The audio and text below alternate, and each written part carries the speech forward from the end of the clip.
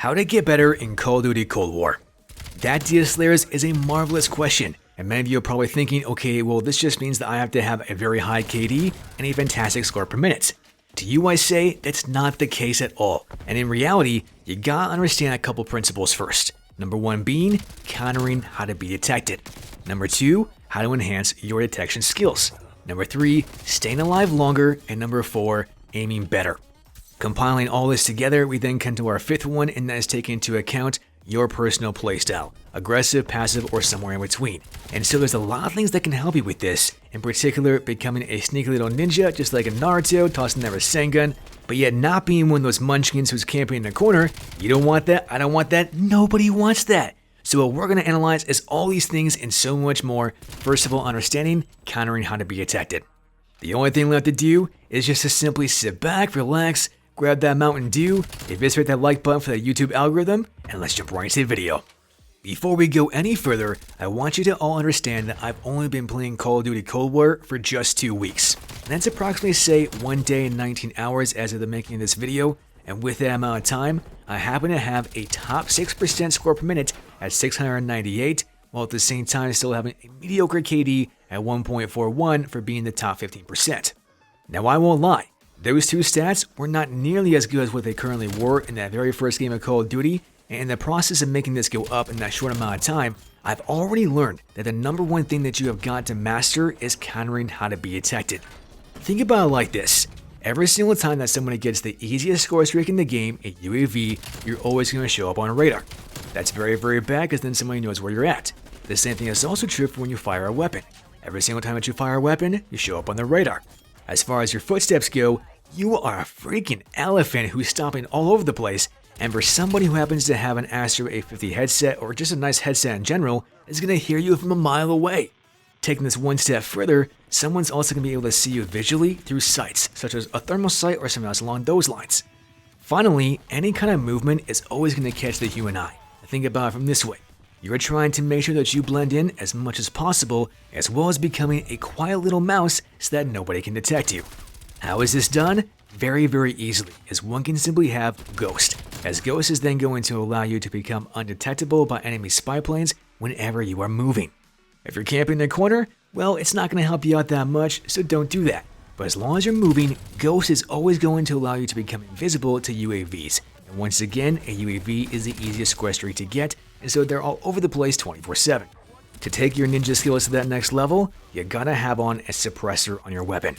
I don't care what weapon that you're using, suppressors are essential for you to never ever show up on the mini-map. You want to be able to stay incognito as much as possible. Every single time that you fire your weapon, you're then going to be seen if you don't have a suppressor. Thus, always have a suppressor. And also keep in mind that suppressors don't decrease the weapon's damage. I'll make a video on this in the near future, but that's just to give you a peace of mind and that you're always still going to have the weapon's optimal TTK and never have it increase with the suppressor on.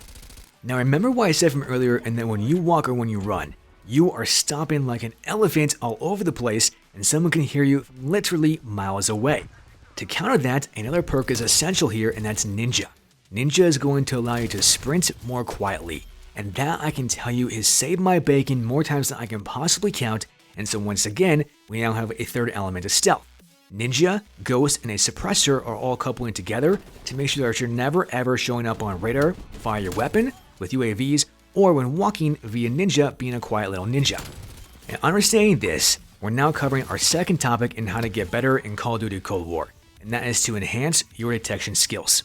There is no doubt in my mind that you tripped one of these things in the past: a proximity mine, a gas bomb, a stun grenade, etc., and all those things combined also have to be able to be countered, and you can do this with several other perks. But before we get into that, what's also encompassed within this is the radar, as the radar is going to enhance your detection skills tremendously, and you can actually increase the icons, make them bigger or smaller with some other types of perks, as well as actually increasing the radar itself with some more perks. Now what are those perks? Excellent question. The first one that I want you to have is Engineer. Engineer allows you to detect enemy equipment and score streaks through walls.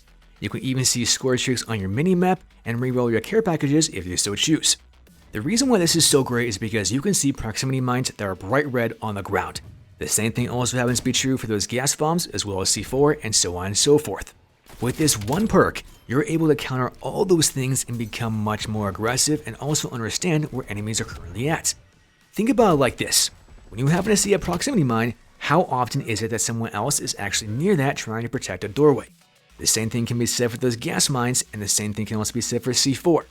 As far as flashbangs and stun grenades go, here I want to use Tactical Mask. Tactical Mask is a great way in which you can become completely resistant to those types of things, and so when you're going into a room, you don't gotta worry about getting stunned, and you can go from one player to the next, and demolish every single player in the entire room. To get a little bit of a better sense of who actually might be in that room, you can use a third perk, and that is called Forward Intel. Forward Intel is going to allow you to see indicators for the enemy's reinforcements on your minimap. But more importantly than this is the minimap is going to show a larger area. I can't tell you how pivotal at that point is right there, because when you happen to see a larger area on your radar, it's then going to allow you to preemptively strike much more frequently and much more often, allowing you to die less and thus increase your score per minute and of course increase that KD. With having said all these perks, you're going to be able to increase your detection skills tremendously almost overnight. But some of you might be saying, Xander, come on, some of these perks are in the exact same column and I can't have more than one perk in a column equipped at a time. But to you I say, you actually can, because here we can happen to have some wildcards that are going to do just this. For example, Lawbreaker is going to allow you to equip any weapon in either slot and equip any perks. Likewise, you got Perk Read, and Perk Read is going to allow you to equip 3 extra perks. In this sense, you can really tell that with these 2 wildcards, you're going to be able to have a wide variety of combinations and loadouts that are going to allow you to use multiple perks from the exact same columns. Personally, I use Perk Read almost all the time on almost every single one of my loadouts, and that's because I want to have a wide variety of situations to be covered all the time, so then I can play hyper aggressive 24/7. However, I will say that it is going to be up to you as the player to determine which one's best for you, because also something like say the game mode, aka Team Deathmatch, aka Domination, aka Search and Destroy, is really going to make a difference into which one of these wildcards is going to work the best. Following this exact same wavelength, you also then got to cover our third topic, and that is how to stay alive. You want to stay alive longer, you got to think about some things that are going to increase your ammo as you're walking around. They're then going to give you score streaks like support score streaks, and maybe even things like attack helicopters that are then going to be able to not be controlled by you as the player. And taking one teeny tiny step back, some of the completely unedited game footage that you're seeing this very second gain a marvelous relentless medal is with the FFAR. And the reason why I mention this is because this weapon right here has a very low ammo count when you spawn. Not just this, but its fire rate is crazy high, and so you're burning through those bullets almost every single engagement. And not just that, but you gotta reload quite frequently. Coupling this all together, what does that mean? You gotta have on Scavenger, as Scavenger is then going to allow you to collect more ammo as you go from one dead body to the next. This entails that you're never ever gonna run out of ammo, but at the same time, that's not enough, because you gotta keep in mind that you're burning through those bullets rapidly every single magazine, and so that then means that you're gonna have a very fast reload speed, and thus use a reload speed perk to increase this as much as possible. Now as you're going from engagement to engagement to engagement and picking up all that ammo, you're thus getting more and more kills. And as you're doing so, what are you incurring? More score and thus score streaks. This is where I would highly recommend to stay alive longer, that you're using one of 2 things: support score streaks or no control score streaks. What do I mean by this? UAVs and harps are fantastic support score streaks, because those are going to be very quick to enable simply by pressing right on the D-pad, while simultaneously giving you a general idea with the UAV of where enemy players are at, and more precisely, or rather a precise pinpoint location and direction with the harp as to where enemy players are currently at. The same mentality also applies with kill streaks, in this case something like say attack helicopters, as once again, all you guys simply do is push right on the D-pad, it's activated, it's going to get you kills, and you can continuously go from engagement to engagement and engagement, never ever losing that flow of your personal playstyle. Now I'll come back to more about this in just a couple of minutes, but the next thing that I absolutely have to cover, which is the 4th point of this entire video, is to understand how to improve your aim. In this game specifically, you have 3 options to increase your aim, and the first one is just simply by doing a setting, which is of course increasing your field of view. When you increase your field of view to potentially 120 degrees, that's then going to increase your peripheral vision, and that's then going to allow you to see more movement much more often. Why is this important? Remember, you're a human, and your human eye is naturally drawn to things that move. And so when you're able to increase that peripheral vision, you're thus then going to see that enemy faster, and thus be able to attack them much more quickly, and of course get that first shot.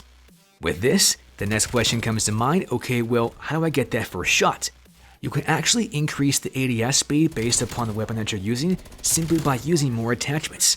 Attachments once again come into play here because let's be honest, this game is all about reaction time and having a very fast TTK. If you can decrease the aim down sight time for every single weapon that you're using, you're then going to have that much better of a chance to get that first shot, unless when you get that first shot, get that enemy player down before they can down you. However, once you are aim down sights, you gotta think about this. How can I control the weapon and land more of my shots that much more frequently?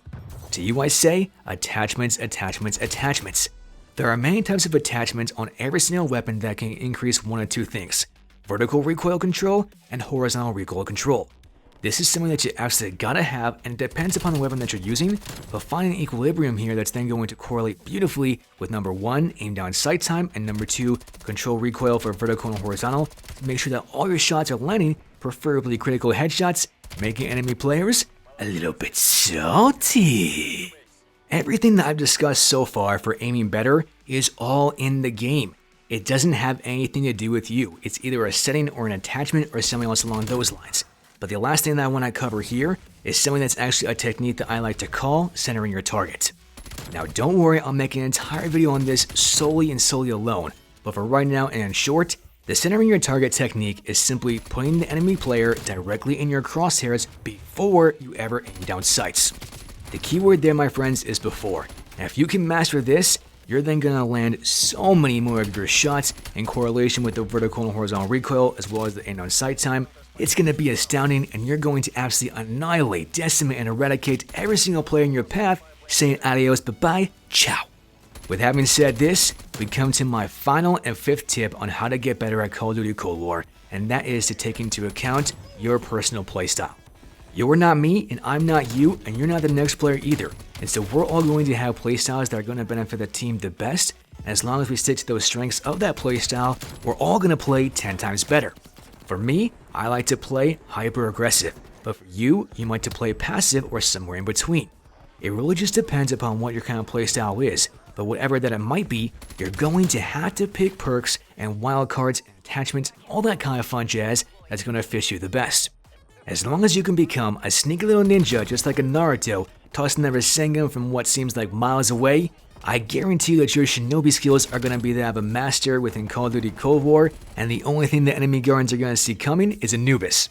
And having said all this fluff cabbage trash shenanigans, I give the floor to you, my friends. So let me know what you think about it down in the comment section below. Did you like it? Did you not? Do you want to see more of this kind of stuff?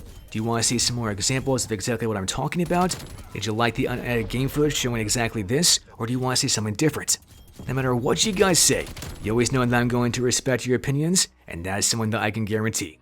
That's pretty much all I've got for you right now, Diaslayers. And as always, GG TNT.